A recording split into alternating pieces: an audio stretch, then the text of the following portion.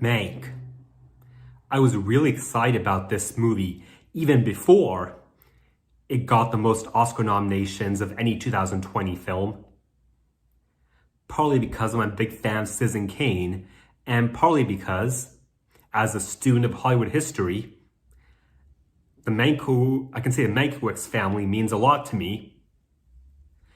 Joseph Mankiewicz was one of the earliest Hollywood power players, studio chiefs, and nowadays best known as the Academy Award winning filmmaker behind All About Eve, the 1950 Best Picture, and to this day, a tie for the record with Titanic for most Academy Award nominations of any movie.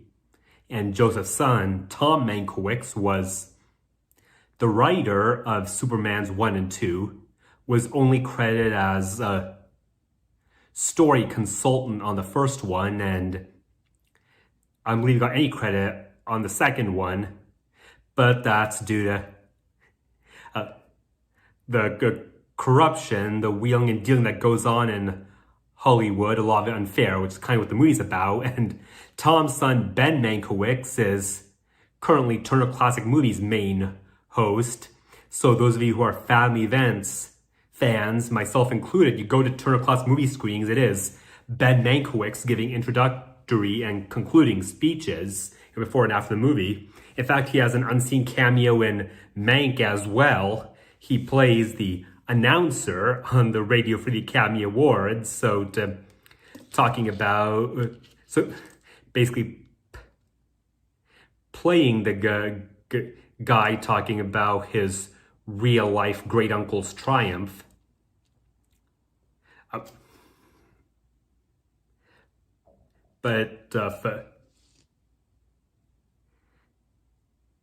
Honestly, the movie is not about any of those Mankiewiczes, really, even though Joe is a major character, but the movie's all about his much older brother, Herman, who first got Joe into Hollywood, but then watched his little brother become so powerful and acclaimed, while Herman himself became a drunken pariah.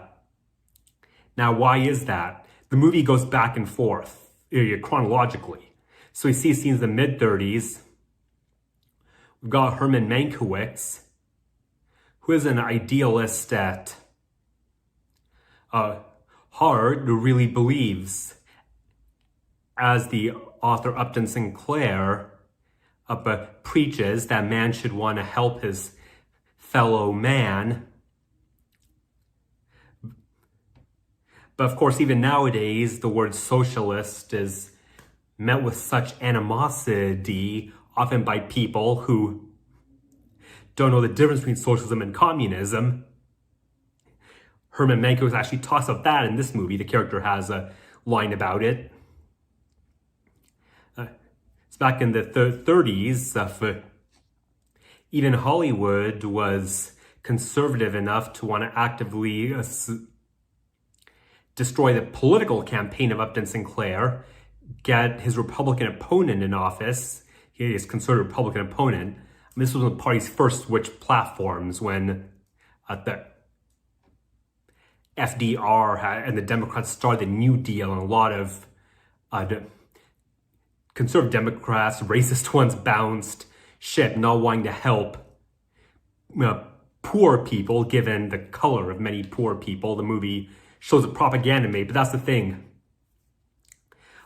Hollywood made propaganda sink the campaign of Upton Sinclair because of the influence of William Randolph Hearst, who made his fortune as a newspaper publisher, but was so rich, one of the richest men in America. He gets to throw his money wherever he wanted and get what he wanted.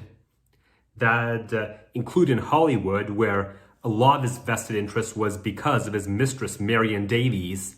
It was the classic, or you could say it's the famous, infamous the trope about the rich, powerful older man and the young,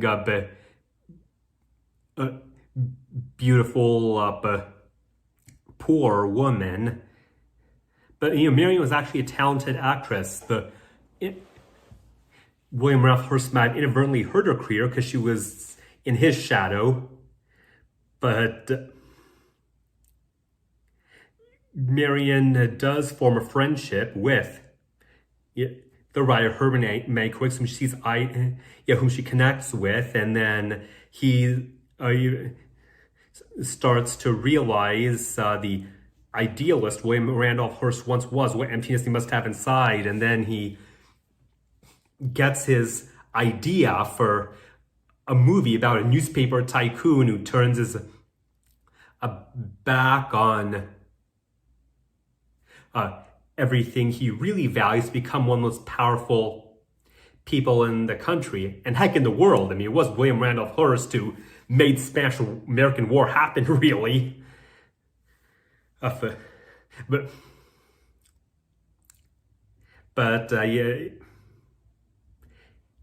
Mankiewicz basically blocks us up Hollywood, partially because he ran afoul of Hearst and probably because of the alcoholism he lets become his crutch for coping with his disillusionment of Hollywood. But then enter Orson Welles a few years later.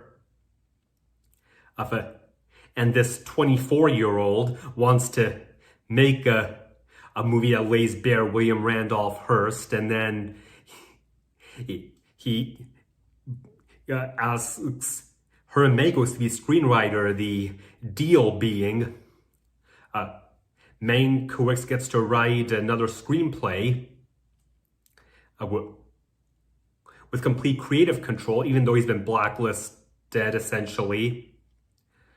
Well, in return for getting the opportunity, Wells gets to use the screenplay and take credit, but then, they butt heads over that. They end up sharing credit, but then could say it buries both of them. I mean, Hearst doesn't care for it, even though, having seen Citizen Kane, it's a well-balanced portrait, shows how hard it is to just sum up a person based on limited information. There's so many sides to him, but may feel Hearst didn't care for it because of the unflattering way it portrayed his mistress, even though Mank was saying, it's not based on Marion Davies. Of course, everyone made the connection in their heads. The woefully untalented singer Susan Alexander, the lover of Charles Foster Kane, was based on Marion Davies, the actually talented actress girlfriend of William Randolph Hearst. But one reason Hearst didn't care for it with his power, he managed to get the movie buried. The movie gone no Academy Awards other than the one for original screenplay that Mankiewicz and Wells shared. And for those of you who are saying, how green was my valley, such a heartwarming masterpiece, it deserves Academy Awards. No, it didn't, come on. But beyond that one screenplay Oscar, Citizen Kane got nothing, and then Orson Welles had to, after the most impressive debut of any 26-year-old filmmaker in history, has spent the rest of his career taking whatever acting parts he could get to find his own movies, because Hollywood wouldn't work with him anymore. As far as his older partner, Mankiewicz, he didn't want to share credit with Wells, but he might as well let him have it. Mankiewicz did get an Academy Award also as a result, but didn't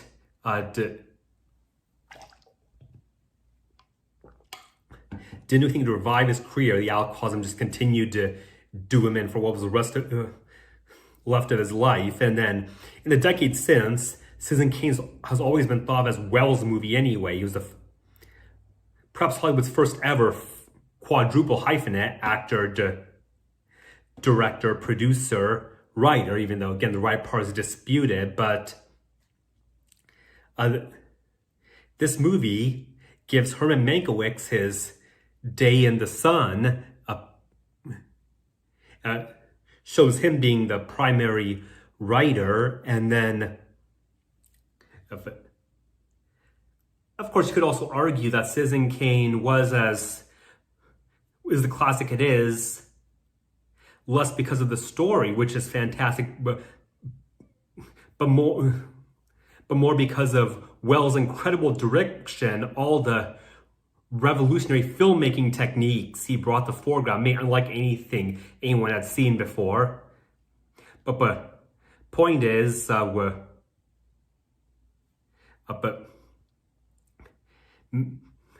Wells has,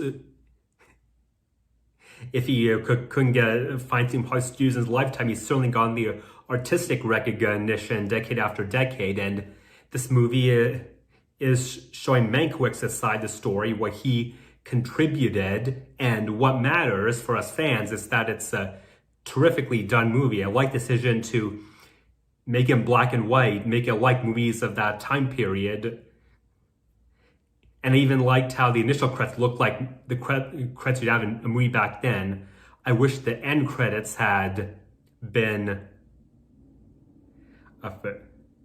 like we see in an old movie also. I mean, granted, you're required it seems to show hundreds and hundreds and hundreds of more names nowadays, all people who require credit, but still, Far From Heavens managed to have, from 2002, managed to have old-timey credits regardless, paying tribute to the movies it was inspired by. Regardless, I think we can agree for any movie that credits are the least important part. What matters was the middle, and it's a great movie about a very complicated, or a man who's not the greatest role model, but who had very fascinating views and put together a beyond fascinating screenplay. I encourage all of you to visit my written blog at artisticartcritic.com. Also, please follow us on Facebook and hit the subscribe button below. Thank you.